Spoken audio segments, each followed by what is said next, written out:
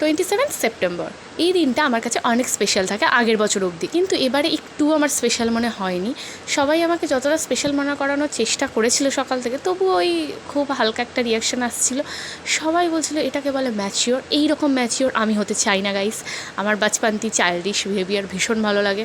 হ্যাঁ, কিছু কিছু ক্ষেত্রে বাচ্চারাও জানে যে কোনটা ঠিক কোনটা ভুল, সেটা আমি বলতে পারবো।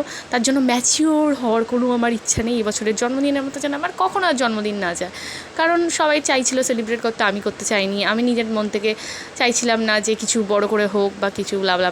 যদিও বোন এই সারপ্রাইজটা দেবে আমি ভাবতেও পারিনি। ও নিজের পকেট মানির টাকা গুছিয়ে সবাইকে জোগাড় করে 5-এ পড়ে বাচ্চা মেয়ে, এ এত সুন্দর করে সাজিয়েছিল।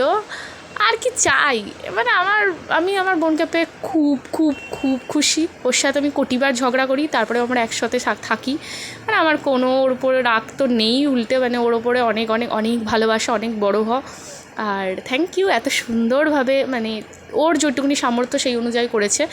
এটা আমি বা বড়রা যদি হয় অনেক সুন্দর করে করতে পারে অবশ্যই, কিন্তু ওর হাইট বা ওর ক্লাস সব কিছু অনুযায়ী ও সত্যি অনেক সুন্দর করেছে। আর আমি যা যা গিফট পেয়েছিলাম তোমাদের তো দেখিয়েই দিলাম। আর যেহেতু হ্যাঁ, পুজোর একটু আগে পড়লে ব্যাপারটা কী হয় বলো তো, অনেকগুলো সারপ্রাইজ আলাদা আলাদা দিনে সবাই দেয়। অনেক দূর থেকে আমার দুটো বন্ধু আছে যাদের নামগুলো আমি এই ভিডিওতে না বললে একদম পাপ হবে বলতে গেলে। সেটা হচ্ছে সৌরভ।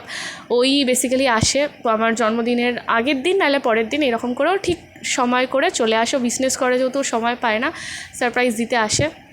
এছাড়াও সায়ন্তন আছে, তারপরে অর্ক আছে, অরিক্তা, বিশ্বদীপ, আমাদের কলেজের যে গ্রুপটা আছে তারাও আমরা একটুখানি আলাদাভাবে দিনটাকে কাটাই, একটু খাওয়া দাওয়া করি। অনেক বছর ধরেই এটা করে আসছি। আর বাড়িতে সেইভাবে আমি কেক কাটি না। এই বছর হচ্ছে অনেক অনেক অনেক বছর পর আমি বাড়িতে নিজে কেকটা কাটলাম। বাড়িতে আমি কাটাই হচ্ছে যখন আমাদের বাড়িতে অনেক বাচ্চা কাচ্চা আছে যা তাদের কেক কাটাই, বা আমার ছোটদার সেলিব্রেশন হয়। আমি নিজে বাড়িতে খুব একটা সেলিব্রেট করি না সেই রকমভাবে।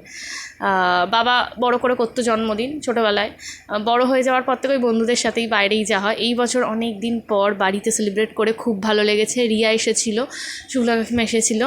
তোমরা তো জানোই ওরা আমার পাড়াতে থাকে বললেও আমার ফ্যামিলি মেম্বারই। আর খুব ভালো লেগেছে। এখানে হানি তো লাফালাফি করছিল যে আমি এখানে বসবো। আমি বললাম ঠিক আছে, তোকে নিয়ে আমি কেক কাটবো। যাই হোক, আমি কী বকছি আমি জানি না। কোনো ভুল ত্রুটি হলে ক্ষমা করে দিও প্লিজ। কাকু কাকিমা যারা দেখছো অনেক অনেক আশীর্বাদ দাও। এবছরের বার্থডেটা আমি একদিনই সেলিব্রেট করেছি, যেদিন আমার বার্থডে সেদিনই। অন্যবার অনেক অনেক মানে 6-7খানা সারপ্রাইজ থাকেই। আমার তার জন্য একটু আফসোস নেই, কারণ আমি ভীষণ খুশি। আর অনেক অনেক গিফটস পেয়েছিলাম, যেগুলো আমি তোমাদের অলরেডি দেখিয়ে দিয়েছি। আর বড় করছি না ভিডিওটা।